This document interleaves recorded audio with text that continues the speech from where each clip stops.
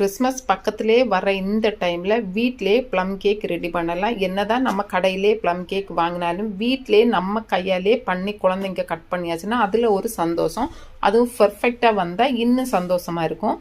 வாங்க எப்படி பண்ணுறதுன்னு பார்க்கலாம். அதுக்காக நான் ஒரு ஆரஞ்சு எடுத்து அதோட தண்ணியை ஃபில்டர் பண்ணி எடுத்திருக்கேன். இப்போ நம்ம எடுத்து வச்சுருக்க ட்ரை நட்ஸ் எல்லாமே போட்டு நல்லா கலந்து விட்டுட்டு ஒரு 5 இல்லைன்னா 6 மணி நேரம் ஊற விட்டுருங்க. இப்போ ஒரு கடாயில் அரை கப் அளவுக்கு சுகர் ஆட் பண்ணிவிட்டு நல்லா கலந்து விட்டு கேரமல் ஆக்கிக்கலாம். கேரமல் ஆனது இப்போ அரை கப் அளவுக்கு சுடுதண்ணி விட்டு நல்லா கலந்து விட்டுங்க. கலந்து விட்டு நல்லா கரைஞ்சி வந்து கொதி வந்ததும் இப்போ வேறு பாத்திரத்துக்கு மாற்றிக்கலாம்.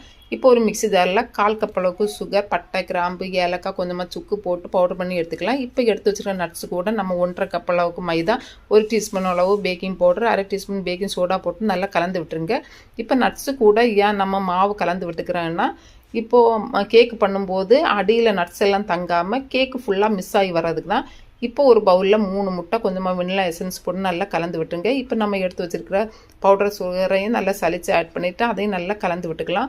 கலந்து விட்டுட்டு லாஸ்ட்டாக வந்து ஒரு அரை கப் அளவுக்கு ஆயில் விட்டு அதையும் நல்லா கலந்து விட்டுக்கலாம். கலந்து விட்டுட்டு இப்போ நம்ம எடுத்து வச்சுருக்கிற ட்ரை நட்ஸு மாவு எல்லாம் போட்டு அதுக்கு மேலே நம்ம எடுத்து வச்சுருக்கிற சுகர் கேரமலையும் போட்டு நல்லா கலந்து விட்டுருங்க. கலந்து விட்டு நல்லா கலந்து வந்ததும் இப்போ நம்ம கேக்கு டின்னுக்கு மாற்றிக்கலாம். கேக்கு டின்னுக்கு மாற்றிட்டு இதுக்கு மேலே கொஞ்சமாக நட்ஸ் எல்லாம் போட்டு இப்போ ஓவனில் 180 டிகிரியில் 10 மினிட் ஃப்ரீ ஹீட் பண்ணிவிட்டு 30 மினிட் வச்சு எடுத்துச்சுன்னா சூப்பர் ஒரு கேக் ரெடி ஆயிரும். இப்போ நீங்கள் குக்கரில் ரெடி பண்ணுறதா இருந்தாச்சுன்னா 10 மினிட் ஃப்ரீ ஹீட் பண்ணிவிட்டு 45 மினிட் வச்சு எடுத்துச்சுன்னா சூப்பர் ஒரு கேக் ப்ளம் கேக் ரெடி. இந்த கிறிஸ்மஸுக்கு நீங்களும் வீட்டிலே ப்ளம் கேக் ரெடி பண்ணுங்கள்.